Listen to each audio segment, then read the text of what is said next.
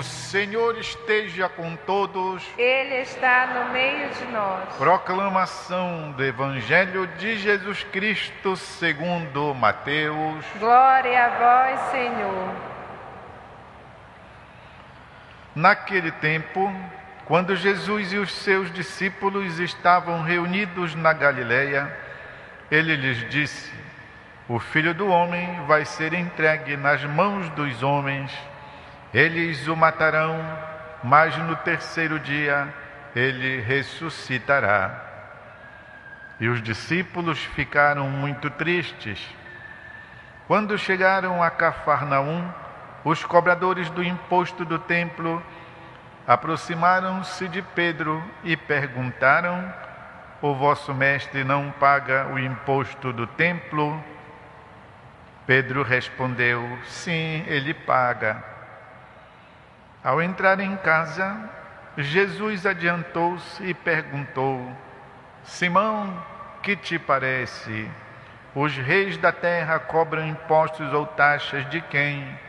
Dos filhos ou dos estranhos? Pedro respondeu: Dos estranhos. Então Jesus disse: Logo os filhos são livres.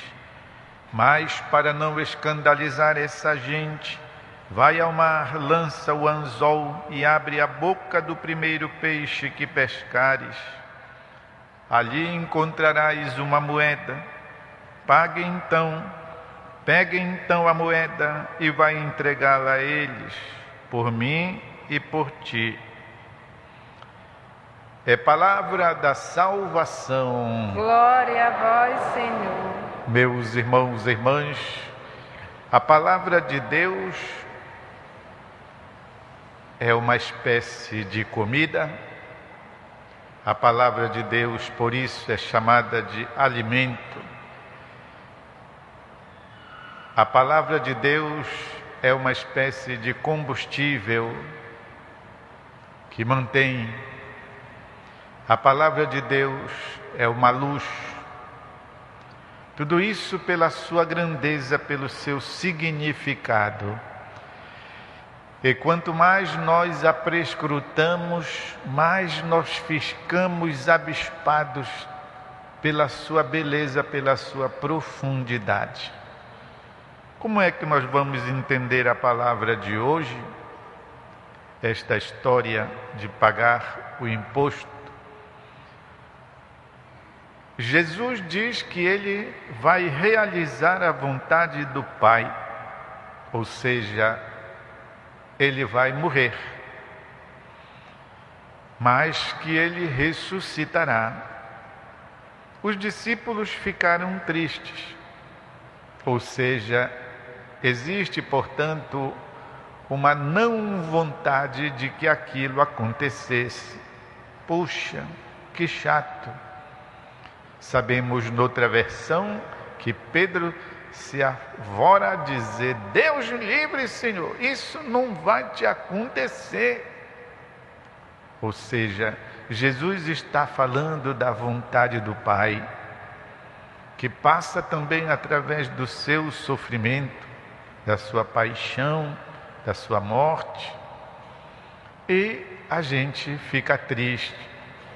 E os próprios discípulos dizem que isso não era bom acontecer. Isso está ligado à questão do imposto. De Pedro ir buscar então a moeda. Achaste a moeda? Pois então paga o imposto por mim e por ti. Embora não precisássemos pagar. Vocês já viram por aí uma frasezinha que se coloca nos carros, no adesivo? Não sou o dono do mundo, mas sou filho do dono. Mais ou menos isso que Jesus está dizendo. Eu não precisaria sofrer. Eu, sendo Deus, poderia só fazer um estalo de dedos. Poderia apenas tocar com uma varinha de condão. Poderia apenas fazer um gesto assim, miraculoso, e superar tudo isso. Mas não.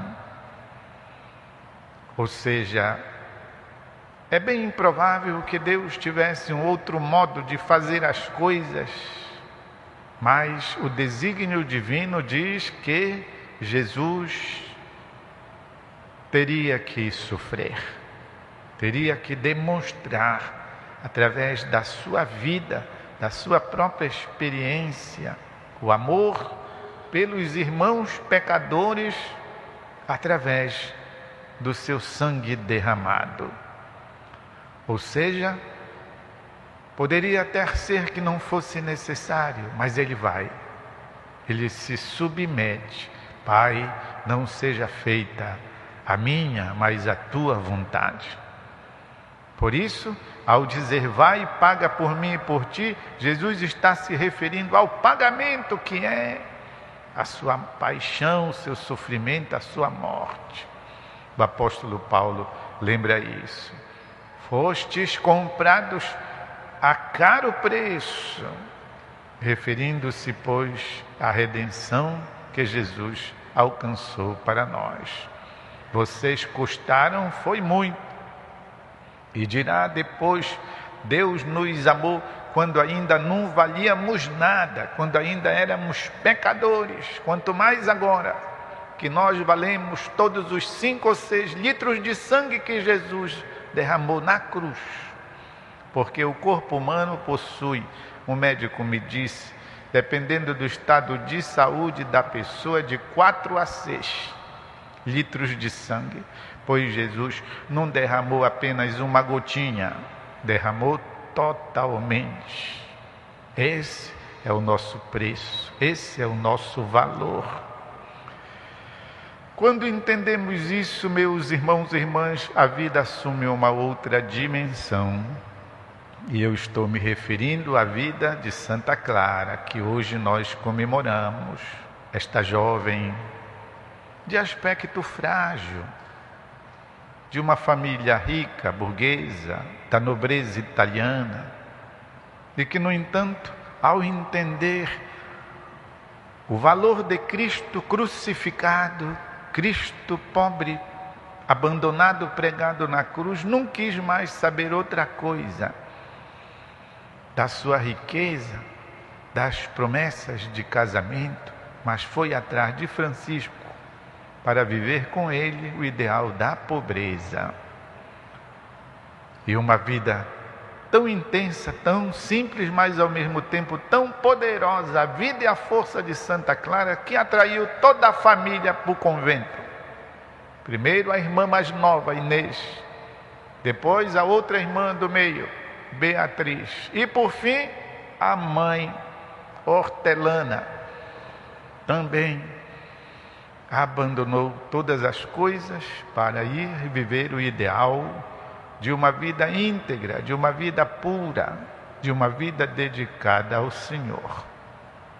Essas pessoas são pessoas, e quando nós sabemos que são mulheres, nos dá ainda mais alegria poder dizer, são mulheres muito fortes, mulheres poderosas. Mulheres que com o seu ideal e o seu testemunho de vida são capazes de arrastar até mesmo situações impossíveis.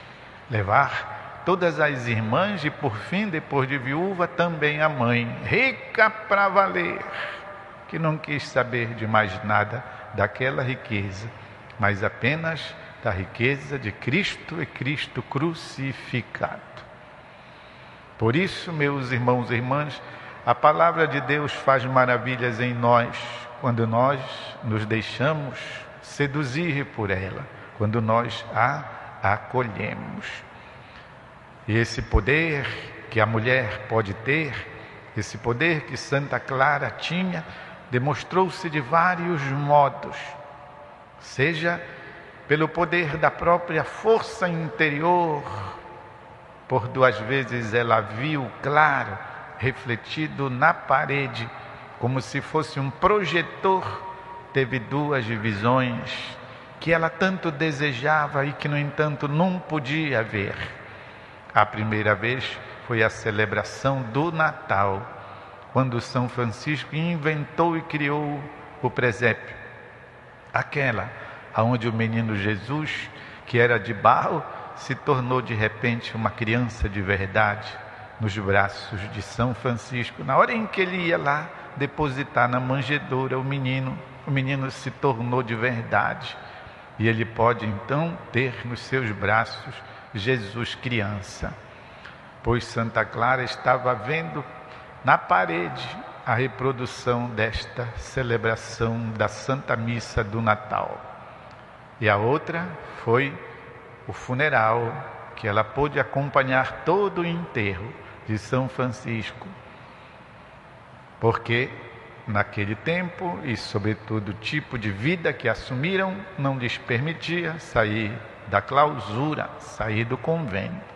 Mas Deus lhe deu essa graça. Mas essa força ainda não é tudo. Teve uma outra. Quando ela, com o Santíssimo Sacramento nas mãos, conseguiu expulsar e livrar toda Assis. Quem já esteve em Assis, que é um lugar belíssimo, expulsou os muçulmanos que iam destruir toda a cidade de Assis. Ela subiu na torre lá do convento de São Damião e com o ostensório. O ostensório é aquele objeto onde a gente põe a hóstia para adoração. Pois com o ostensório na mão, ela expulsou os turcos que iam devastar a cidade. O testemunho é dito que foi como que uma grande onda, um grande vento que empurrou de volta, para lá, para aqueles que queriam destruir a cidade. E Assis foi livre da destruição pela força espiritual de Santa Clara de Assis. Meus irmãos e irmãs, hoje nós também queremos rezar pela televisão. Hoje nós queremos rezar pelos profissionais da televisão, porque a Santa Clara é considerada por tudo isso a padroeira, a protetora do serviço televisivo e daqueles que trabalham. Queremos que ela interceda, abençoe todos os profissionais da Fundação Nazaré, especialmente da TV Nazaré, que ela abençoe os profissionais do estúdio da nossa Basílica Santuário, que todos os dias produzem para nós e enviam através da Rede Nazaré, para você que está agora aí me ouvindo, para você que está agora escutando tudo isso a respeito de Santa Clara. Envia para você essas imagens todos os dias os profissionais do nosso estúdio. E são bem uns 10 que trabalham na televisão, que produzem isso para a televisão. Queridos irmãos e irmãs, como eu dizia no início, agradeçamos a Deus que providencia para nós coisas maravilhosas que nutrem, que reforçam a nossa fé. Um instante de silêncio para que possamos interiorizar o sentido da mensagem.